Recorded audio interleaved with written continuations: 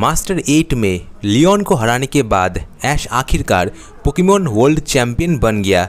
इसके बाद ऐश वापस से पैलेट टाउन जाता है और वहाँ पर अपने नॉर्मल डेज की तरह ऐश मज़े से अपने घर में रहता है, अपने पोकेमॉन के साथ टाइम स्पेंड करता है, पिकाचू के साथ खेलता है और ऐसे ही करके कई दिन बीत जाते हैं।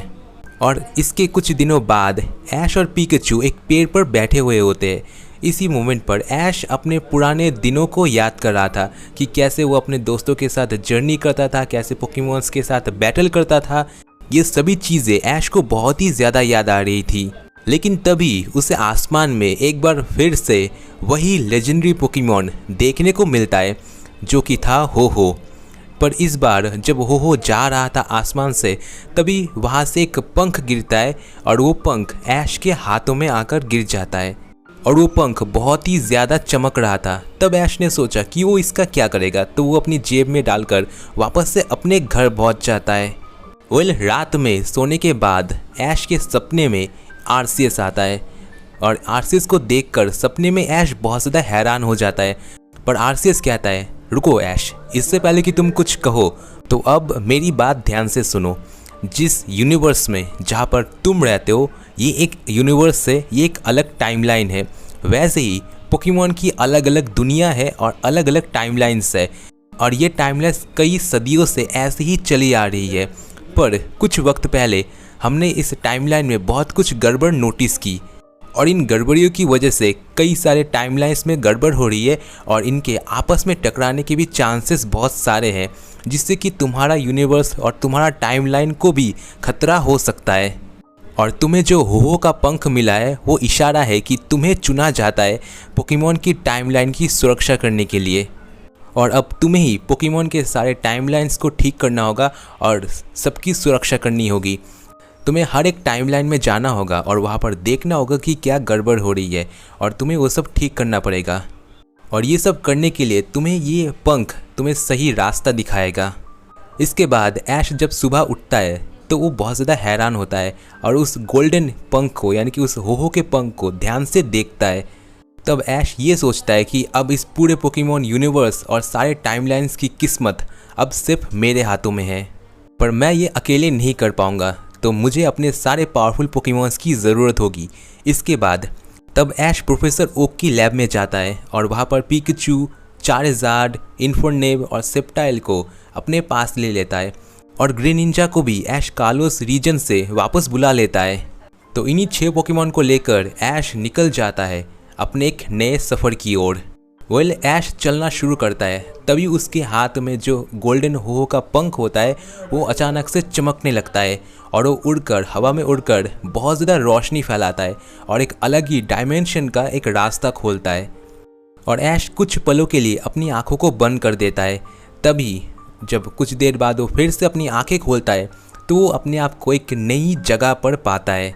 ऐश अपने आसपास देखता है तो उसे काफ़ी सारे टूटी हुई बिल्डिंग्स और पूरी तरह से तबाह हुआ एक शहर दिखता है और तब ऐश को पता चल जाता है कि वो अपने घर से बहुत दूर है और एक अलग ही यूनिवर्स में अब वो आ चुका है। इससे पहले कि ऐश कुछ कर पाता तभी उसके ऊपर कोई पोकेमॉन फ्लेम थ्रोअर अटैक कर देता है। ऐश और पिकाचू किसी तरह उस अटैक से बच जाते हैं और उनके सामने आता है एक मेगा चार्जार्ड। ऐश मेगा चार्जार्ड को देखकर बहुत ज़्यादा हैरान हो जाता है। उसे लगता है कि इस यूनिवर्स में भी मेगा इवोल्यूशन जैसी चीज़ें सचमुच एग्जिस्ट करती है। तभी पत्थरों के पीछे से एक आवाज़ आती है, वेल मैंने सोचा नहीं था कि रेड रिबन आर्मी के और भी मेंबर्स मुझे देखने को मिलेंगे। और उसके बाद पत्थरों के पीछे से एक शख्स बाहर आता है और वो होता है रेड। पर सुन लो रेड रिबन आर्मी के मेंबर, अब तुम्हारा खेल खत्म। रेड मेगा चार्जार्ड को फ्लेम थ्रोअर अटैक करने को कहता है। ऐश समझ जाता है कि समझाने का वक्त अभी बिल्कुल भी नहीं है, अभी लड़ना पड़ेगा। ऐश पिकाचू को थंडर अटैक करने को कहता है। पिकाचू के थंडर अटैक और चार्जार्ड के फ्लेम थ्रोअर अटैक के बीच टक्कर होती है और वहाँ पर एक बहुत ही बड़ा धमाका होता है। रेड कहता है, वैसे मानना होगा मैंने अब तक जितने भी रेड रिबन आर्मी के मेंबर से लड़ाई की है उनमें से तुम सबसे ज़्यादा ताकतवर हो, पर अब तुम्हारा खेल खत्म होने वाला है। ऐश कहता है, रुको, मैं कोई रेड रिबन आर्मी का मेंबर नहीं हूँ, मेरा नाम ऐश है और ये है मेरा दोस्त पिकाचू। और मैं यहाँ पर तुम्हारी दुनिया में एक अलग ही यूनिवर्स से आया हूँ, एक अलग ही टाइमलाइन से आया हूँ। समझाना थोड़ा मुश्किल है, ये थोड़ा कॉम्प्लिकेटेड है। मानता हूँ तुम्हारे लिए थोड़ा अजीब होगा, पर ये चीज़ें मेरे लिए भी बहुत अजीब है। रेड कहता है आजकल जो हो रहा है उसके बाद कुछ भी मेरे लिए अजीब नहीं होगा।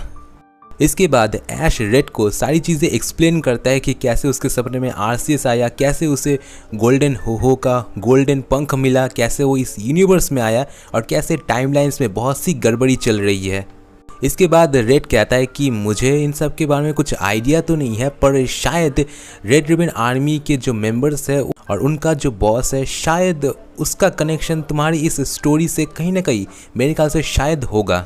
क्योंकि जब मैंने एक बार उनके हेडक्वार्टर पर हमला किया था, तब उनके बॉस के मुंह से मैंने ऐसी कुछ टाइमलाइंस और कुछ यूनिवर्स की बातें सुनी थी, तो शायद इन कुछ गड़बड़ियों में उनका भी हाथ हो सकता है। रेड कहता है वैसे भी अब रेड रिबन आर्मी ऑलमोस्ट मेरे सारे सिटी के ऊपर कब्जा कर चुका है और सारे लोग भी उनके कब्ज़े में हैं, तो मुझे कैसे भी करके उन सभी को छुड़ाना पड़ेगा।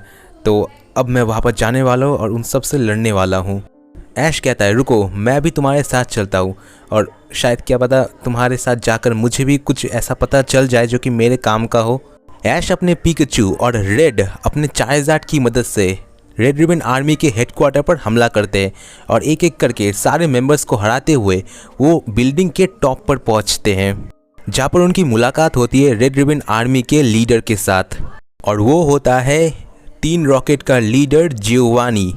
रेड कहता है मुझे लगा था तुम सुधर जाओगे, पर अब तक तुम वैसे ही हो। जियोवानी कहता है ओह रेड, आखिर तुम कितनी बार फेल हो गए? हाँ, तुम इतनी बार मुझ पर हमला कर चुके हो और एक भी बार कामयाब नहीं हुए, फिर भी तुमने अभी तक कुछ नहीं सीखा, और लगता है आज तुम अपने साथ अपने दोस्त को भी लाए हो। बस एक बार वो पावर, वो असली पावर मेरे हाथ में आ जाए, फिर कोई भी मुझे नहीं रोक पाएगा। पूरे इंटायर यूनिवर्स में सिर्फ मेरा कब्जा होगा। ये कहने के बाद रेड अपने चार्जार्ड को जियोवानी के ऊपर प्लेन थ्रो अटैक करने को कहता है, लेकिन तभी जियोवानी के सामने के शील्ड आकर उस अटैक से जियोवानी को बचा लेता है। जियोवानी कहता है ओह रेड, तुम अभी तक नहीं समझे, अब मेरे पास आ चुका है दुनिया की असली पावर। तभी हमें जियोवानी के पीछे एक काली आंखें नजर आती है और वो होता है शैडो म्यूटू। जियोवानी म्यूटू को रेड के चार्जार्ड के ऊपर अटैक करने को कहता है। म्यूटू वहाँ पर साइकिक अटैक करता है और एक ही अटैक से चार्जार्ड पूरी तरह से घायल हो जाता है। इसके बाद जियोवानी म्यूटू को ट्रांसपोर्ट अटैक करने को कहता है, जिसके बाद वो पूरा इंटायर बिल्डिंग, म्यूटू और जियोवानी अचानक से गायब हो जाते हैं। रेड ये सोचता है कि एक बार फिर से मैं जियोवानी को नहीं रोक पाया। ऐश कहता है चिंता मत करो रेड, हम किसी न किसी तरह जियोवानी को ज़रूर रोकेंगे, पर अगर हम उसके और उसके म्यूटू को रोकना है तो हमें और भी ज़्यादा ट्रेनिंग करनी होगी और हमें और भी ज़्यादा पावरफुल ट्रेनर बनना होगा। तभी रेड कहता है हाँ, शायद मेरे पास एक रास्ता है। मैंने हाल ही में सुना है कि जियोवानी ने एक टूर्नामेंट ऑर्गेनाइज किया है। जियोवानी ने अनाउंस किया है कि जो उस टूर्नामेंट को जीतेगा उसे एक ऐसी चीज़ मिलेगी जिसकी मदद से वो एक तरह से सबसे पावरफुल एक पोकेमॉन ट्रेनर बन सकता है। और इस टूर्नामेंट में कई सारे पावरफुल ट्रेनर्स आएंगे जिनके पास लेजेंडरी पोकेमॉन होंगे और वो इतने पावरफुल होंगे कि शायद हमें उनके सामने टिकने के लिए अपने सबसे पावरफुल पोकेमॉन का भी इस्तेमाल करना पड़ सकता है। ऐश कहता है कि शायद यही एक तरीका है जिससे कि हम और भी ज़्यादा पावरफुल बन सकते हैं। तो अब रेड और ऐश दोनों मिलकर जा रहे हैं जियोवानी टूर्नामेंट में हिस्सा लेने।